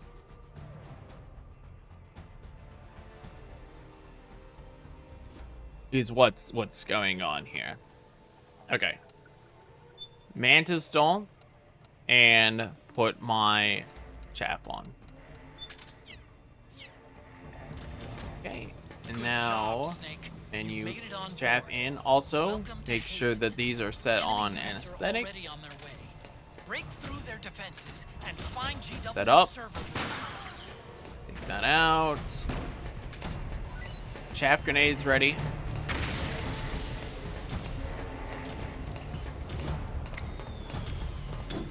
Okay. And now we see, did we get it? If we get an alert in this room, that's very unfortunate, but totally workable on this difficulty. First strat done. Nope, okay. We got the alert. No, Gecko didn't land, so we can't bait it. Hopefully he doesn't kick us. He's still chapped. Okay, that's good. That's good. That's good. Not the cleanest strat, but we take it. So we hide here. Put my menu up. And then as soon as that says evasion, we can run into the elevator. That Ray fight? Dude, that Ray fight's sick. The corridor leading to GW is defended by directed energy weapons that emit... And we can put the operator on. Actually, we don't need to put the operator on. We can put the Mantis Stole on. Like the perfect job for me.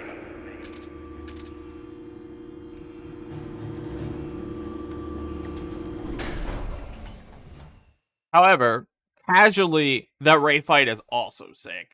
So, missing it would not be the end of the world. Okay. We're gonna enter Frogs 5.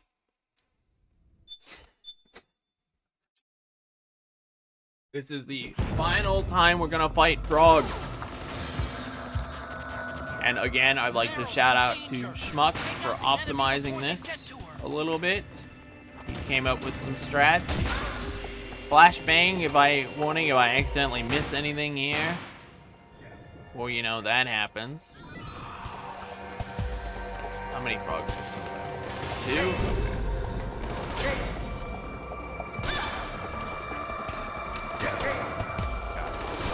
Gotta take the frog out. Make sure I'm reloaded. Have smokes on. I want to make sure that I do this correctly. I need to know where she's gonna stop. Okay, that's fine. And now we have to time these smokes out. 2, 3, 4, and then a 5th one for safety.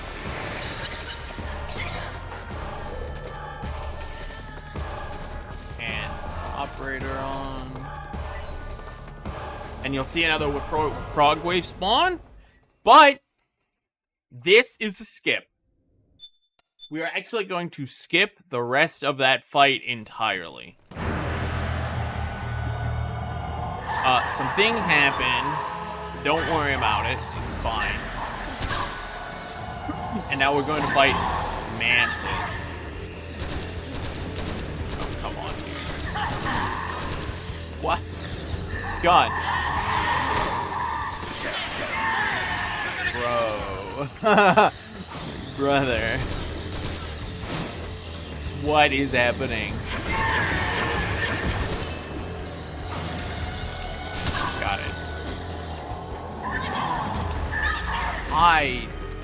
See, that's what I'm talking about with the RNG, man. The random bullets break and just decide, no, your run is not, or your gun is not going to hit me.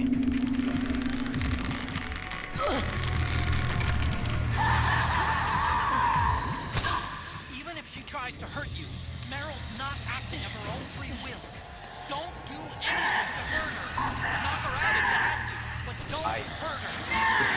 Just aim down. Mantis doll will be down there. Nope, I missed it.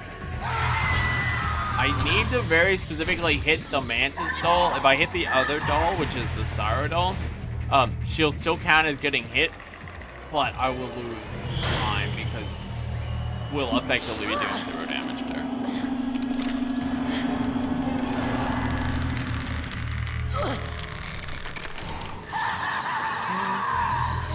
Hit.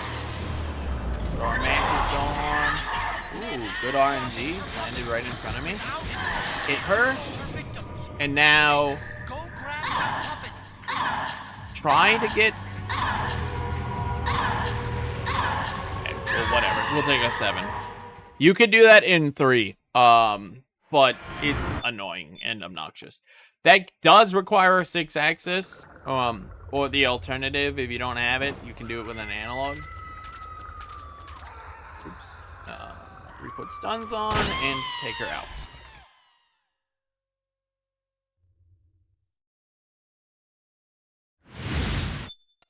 Okay.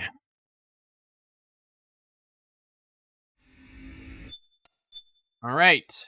Only a couple more gameplay sections left.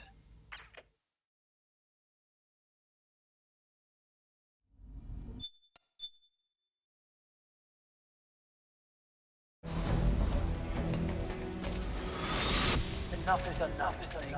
You can't take any more of this. It's not about winning or losing. Because this hallway, Tons of dying men enforce a the last weapon I'll need in this game is chaps. They are seldom. Why don't we get somebody else? I've got nothing to lose. This is all cinema and set piece setting. There's a lot going on. If you've watched all the cutscenes, you'll understand where, like, Hurry! he's in it. We'll meet again Jake is on the other side. highly stressed. Time to do your duty. Failure will spell doom for the human race. Go!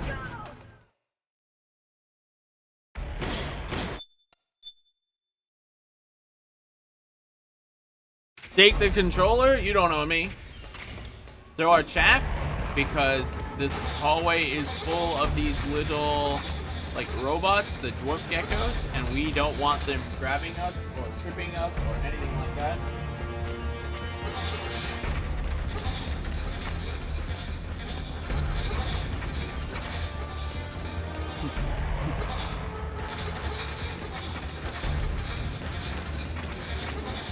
Donation incentive?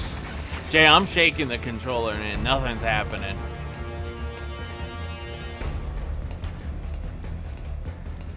I know what you want me to do, but it's not working.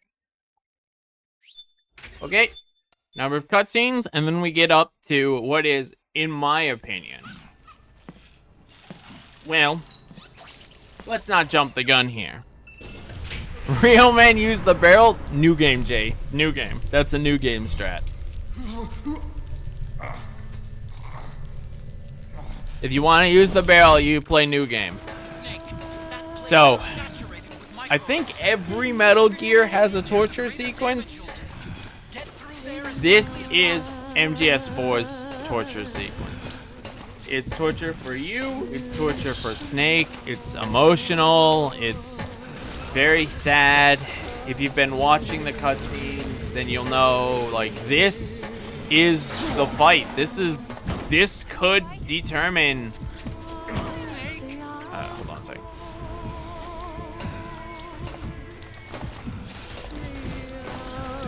Like, right now, they are fighting for their lives. This is the fight that can determine humanity's fate.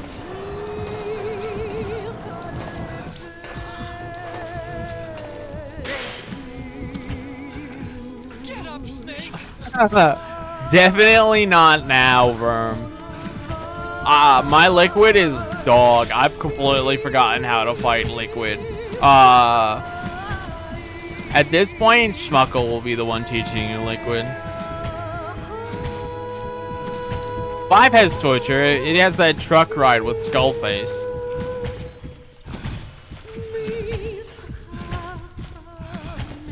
Yeah, so during this hallway, I have to hold the analog stick the correct direction. But on top of that, I have to be pushing triangle. There are 3 sections of triangle pushing. There's a slow triangle, a medium triangle, and a fast triangle.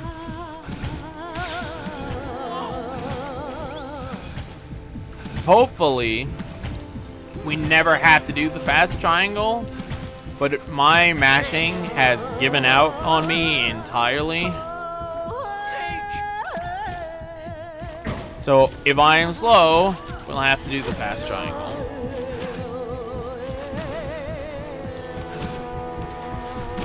Back in my day, I could do this without the triangle prompt ever appearing. Not anymore.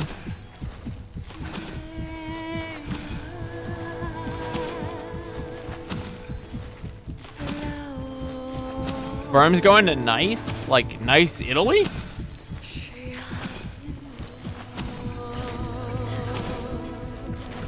It's been almost 4 years? Yeah. Yeah. Maybe one day, Verm. Maybe one day. So, there is a speedrun strat. You can actually save time in this hallway by holding a specific angle. But I'm not too worried about it. And also, as soon as that door opens, we're done. Oh, Nice is France. My bad.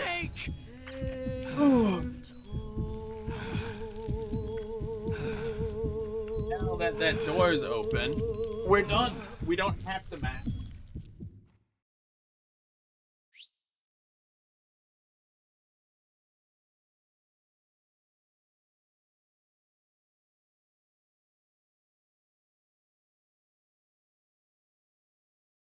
I had to do something IRL, which is good. Oh, so now our reward for that is the objectively best final boss in the entire franchise.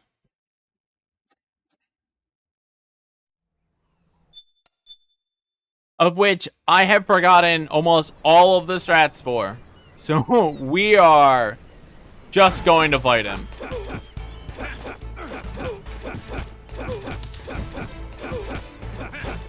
We're gonna attempt to go for a 2-punch loop. There's also a 1-punch loop. I'm terrible at the 1-punch loop, though.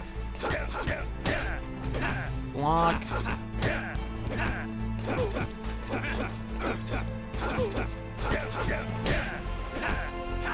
We're just gonna, for the most part, we're just gonna casually fight him. Again, there are strats. You can speed this up. I have forgotten all of them. Yo, Kraken.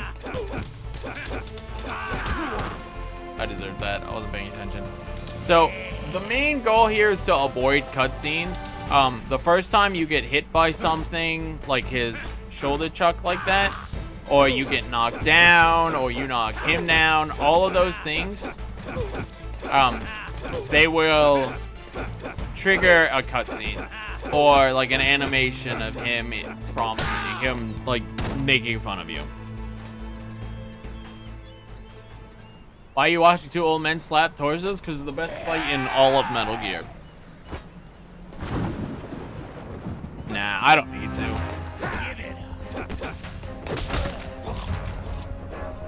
I would rather just let this fisticuffs play out. So that Haymaker is the only move from Liquid in this phase, which is the MGS2 phase, that we're actually concerned about. Nothing else he does here is a problem.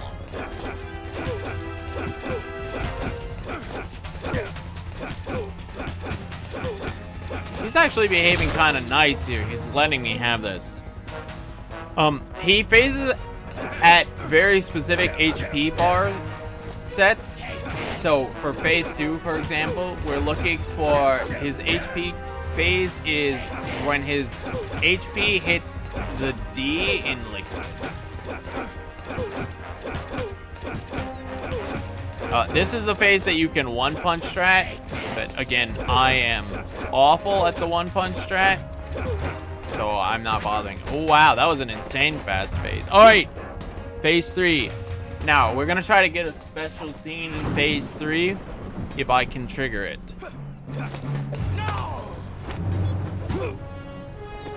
Phase 3 is probably the hardest phase.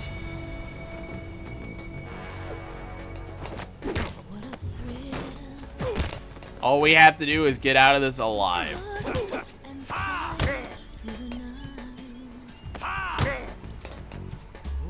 And he can do this. He can just decide that you're getting headbutt chained. If he does that, I need to roll out. Because it's damage. More damage. We want him to grab me.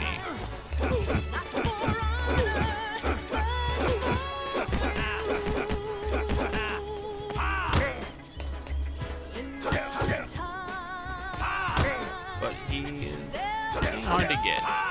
Oh my gosh. Like, stop. Stop. In the meantime, you get the song that started it all. So enjoy that.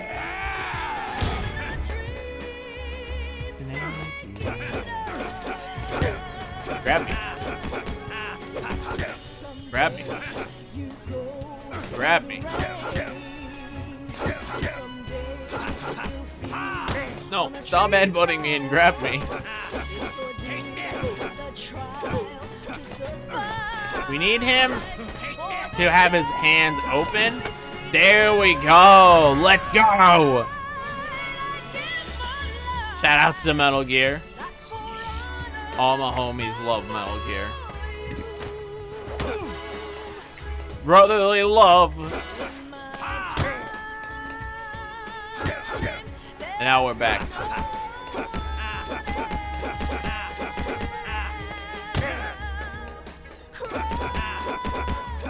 Beat him, bud.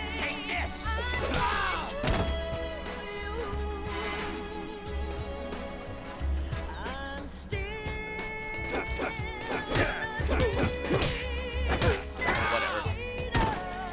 Again, cutscenes are slow, but at this point, we're just trying to relax and enjoy the show. I mean, this is the end of the game. Why not? You know.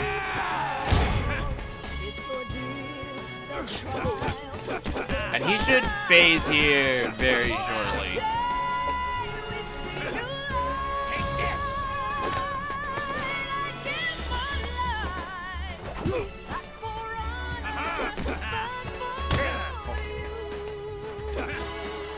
He's like one hit from phasing.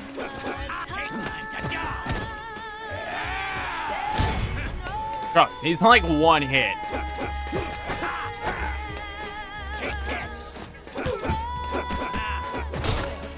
See? Alright, phase 4. The only strat in phase 4 is to hold the analog right and slightly up. And then make sure that you punch when Snake steps over the line and don't stop punching. Because we're on Naked Normal, Liquid will always get a punch in. If you're doing optimal punches, he'll only ever get the one in. On higher difficulties, he'll get multiple in.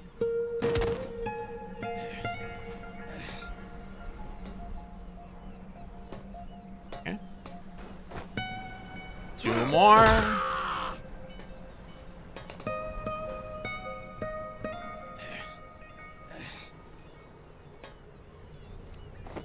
One more.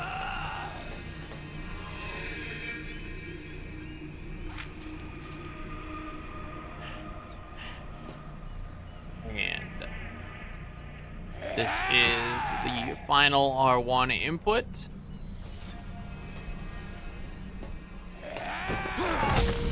Look at that.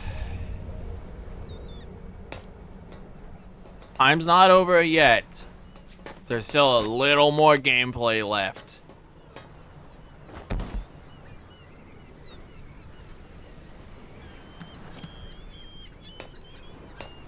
Liquid. What is up, Silent?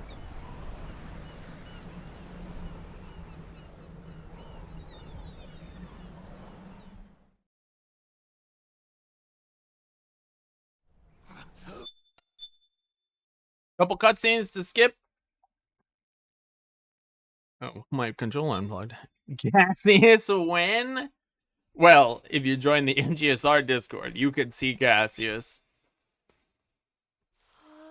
Alright, we have one last act, guys. One final act. The epilogue.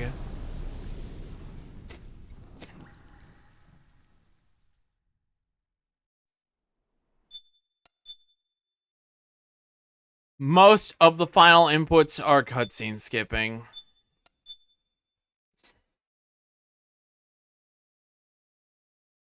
It is a good ending. I agree. But in typical fashion, we're saving the best for last. Or you could say, the best is yet to come.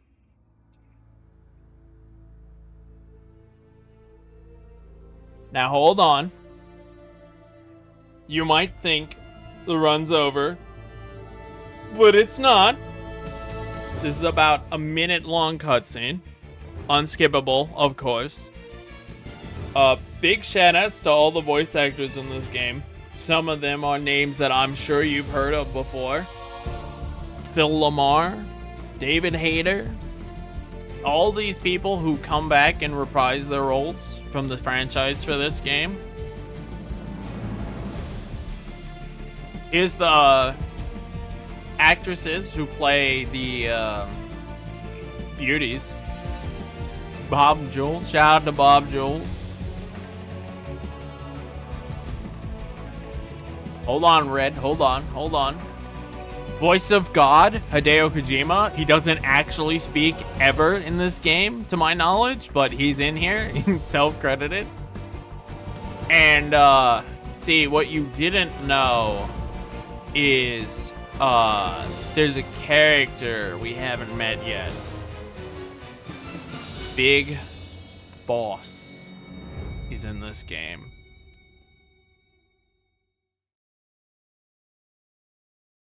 So, some stuff happened in those cutscenes that we skipped. Quite stressful, very emotional stuff. And when you've played this game, you probably have many questions. Things you didn't know, questions that weren't answered. But thankfully, this set of cutscenes are just skipped. They explain everything. And now, I would like to pay one out to the entire franchise, all of Metal Gear, everything we gathered here for today and yesterday. This is good, Because this is good. isn't it? Yes, Big Boss. This was good. Pay your respects to the Big Boss, the man who started and ended a series.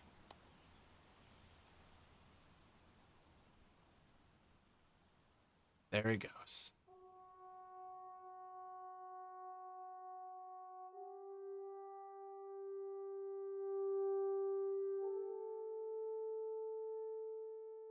And that's time. 42 seconds over, but that's because I took some time to stop and mess around with menus.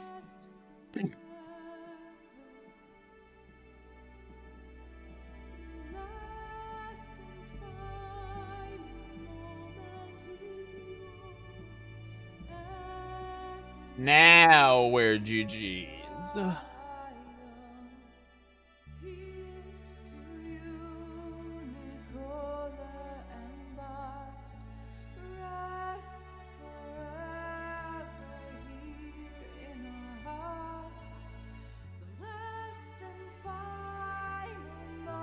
Thank you for the GG's, lol. We're a little overestimate, but we know why. We were messing around with menus. Yes, I do have stuff to do after this, Kraken.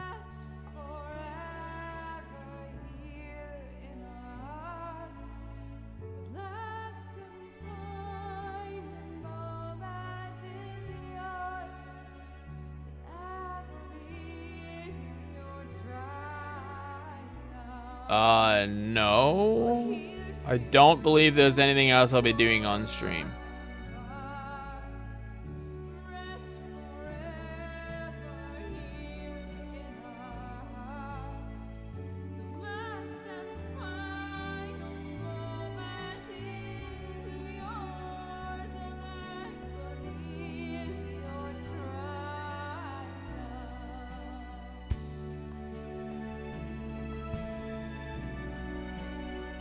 No, unfortunately we can't. I have to end stream.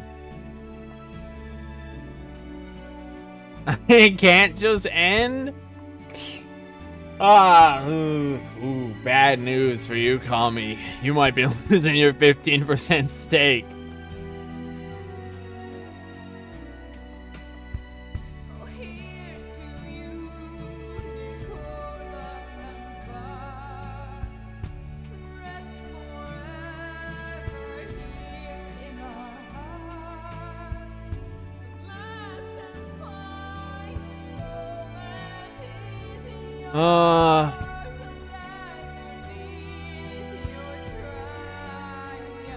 That's fine. I don't need to touch anything there.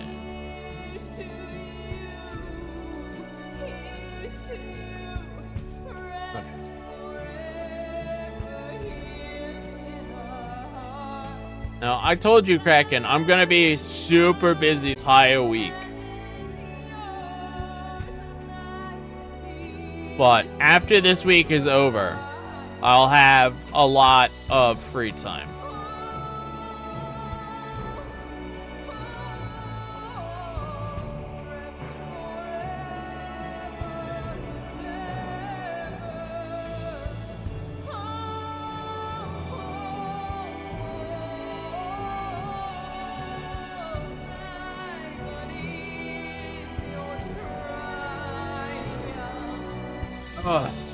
Here. I need to go, despite your 15% stake. I'm so sorry I have to do this to you, Kami. But, you know, such is the way.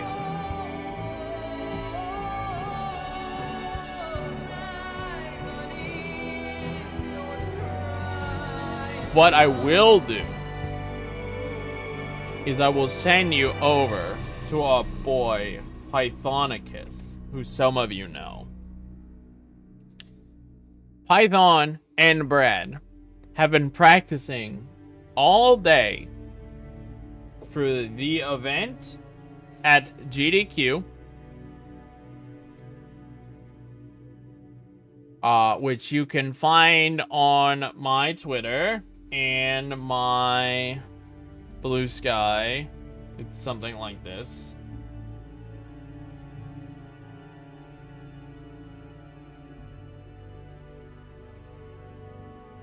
There you go. I repaint them. They're also in my Discord. You can find the information there. Come check out the event. Tomorrow, I don't know if I'll be playing 4. I think so. I'm gonna ask Schmuck to play again. But yeah, Python and Brad, they're doing runs. So wish them the best of luck. They will be there. And I will see all of you tomorrow for me and Schmuck's stream. Almost certainly. Take care all. Have a good one, and thanks for hanging out.